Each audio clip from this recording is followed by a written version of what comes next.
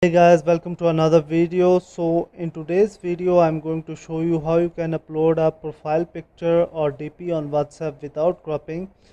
So before starting the video, please hit the subscribe button. I will appreciate it.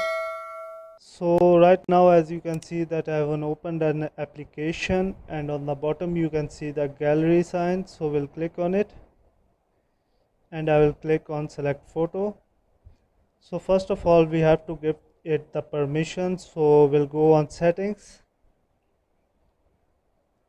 and now we'll click on permissions, and we have to go one by one on camera and storage and allow it.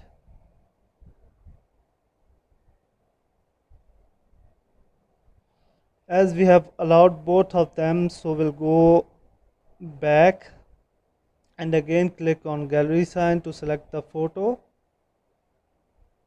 and we'll select one. Now as I have selected one, so near the gallery sign you can see the cropping sign, so we'll click on it and we'll take only inside circle.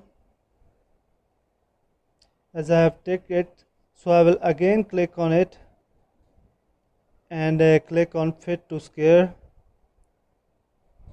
and now as you can see it has been fitted very well. So I will click on the export sign and it will be exported to WhatsApp.